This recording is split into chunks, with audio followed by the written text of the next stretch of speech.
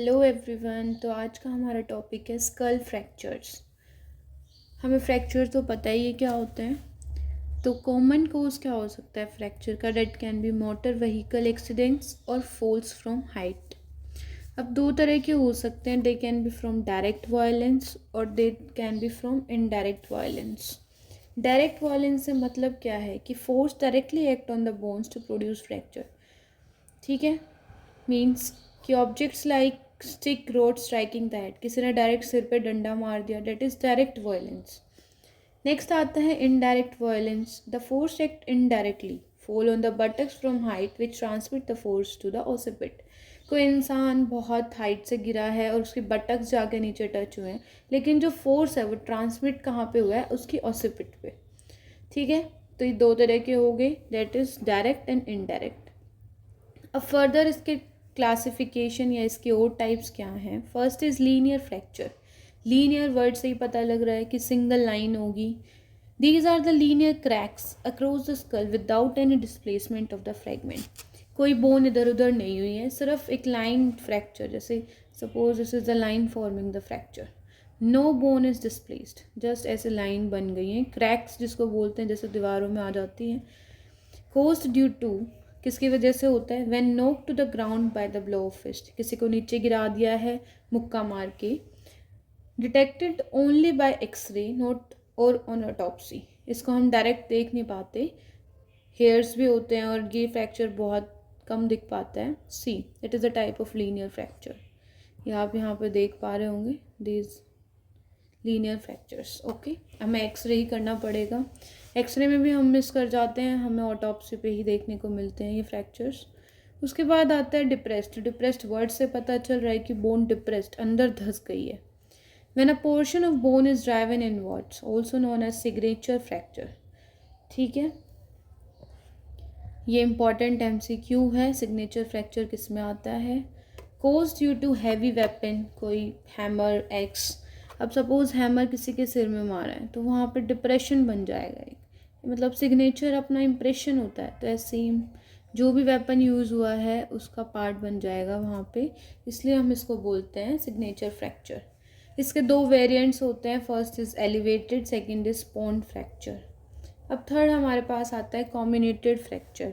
कॉम्बिनेटेड word से ही पता चल रहा है अलग अलग टुकड़े, also known as spider web mosaic fracture. अलग अलग फ्रैक्चर्स मतलब टुकड़े बन जाएंगे। टू और more intersecting line of fracture divide the bone into two और मोर फ्रेगमेंट्स। ठीक है, किसकी वजह से हो सकता है? Usually motor vehicle accidents, fall from height. फिर आता है गटर। गटर देखो आप पहचान सकते हैं, एक होल मतलब बन जाएगा।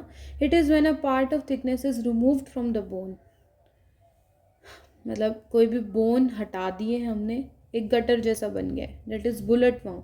बुलेट क्या करता है? एक होल बना देता है। ठीक है, नेक्स्ट इज रिंग फ्रैक्चर। ये देख सकते हो आप फोरामेन मैग्नम में जो हमें दिखाया है कि फ्रैक्चर यहाँ पे यूजुअली होता है। Formed around the foramen magnum, uncommon होता है, बहुत कम दिखता है। Seen in fall from the height on buttocks, या फिर violent twisting of head on spine. फिर आते हैं डायस्टेसिस और सूचरल फ्रैक्चर्स, जहाँ पे हमारी सूचरल लाइन है, सपोज ये हमारे सूचर इंटरसेक्ट कर रहे हैं तो यहाँ पे जो होगा वो फ्रैक्चर होगा, that is sutural along the sutural line, cause due to blow on head. ठीक है, नेक्स्ट इज काउंटर कूप। ये काउंटर कूप फ्रैक्चर आपने काउंटर कूप इंजरी में भी पढ़ा होगा कि अगर सिर आगे की तरफ टकराया है तो फ्रैक्चर कहाँ होगा? पीछे की तरफ। Suppose this is the primary impact. Transportation injury में आप पढ़ चुके हैं व्हाट इज प्राइमरी इम्पैक्ट। सो ये किसी का हेड जो है ये वॉल से टकरा है। ठीक है, this is the primary impact. अब बैकवर्ड मूवमेंट हुआ, फोर्स ट्रांसमिट हुआ, लेकिन फ्रैक्चर कहाँ हुआ? This will be the fracture, this. Okay, फिर आता है occur exactly opposite to the site of primary impact, occurs after occipital frontal temporal impact. हो सकता है कि आगे से, यहाँ से, इधर से, तो अपोजिट साइड होगा। Blow out fracture, blow out जैसे caused due to blunt trauma to eye, that is force transmitted from globe to bone orbit। Suppose कोई ब्लंट ट्रोमा आई पे उसको चोट लगी है, लेकिन वो इतनी ज़ोर से है कि उसका जो फोर्स है वो ग्लोब से ट्रैवल हो रहा है कहाँ तक? बोने ऑर्बिट तक। ठीक है, cause disruption of the orbital walls. Next is basilar fracture. Basilar मतलब बेस ऑफ स्कल बहुत वीक होता है। The base of skull is weak, see this one, and hence diffuse impact to the vertex of skull. हमें बस normal सी चीज़ें याद रखनी है। These fractures are usually missed. तो fracture of anterior cranial fossa, middle cranial fossa and posterior cranial fossa. ठीक है, अब यहाँ पे एक इम्पॉर्टेंट साइन आता है बैटल साइन, वो आपको पता लगाना है इन तीनों में से किस में होता है battle sign. Hinge fracture, hinge fracture में क्या होता है, इसको हम मोटरसाइक्लिस्ट फ्रैक्चर भी बोलते हैं। इम्पॉर्टेंट MCQ है। Fracture of the base of skull that splits completely creating a hinge. C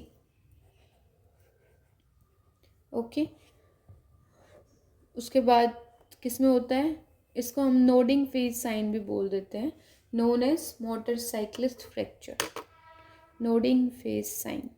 So these are 10 skull fractures which are most important. It will be a 5 marker in your forensic exam. So I hope समझ आया होगा, तो please do like, share and subscribe.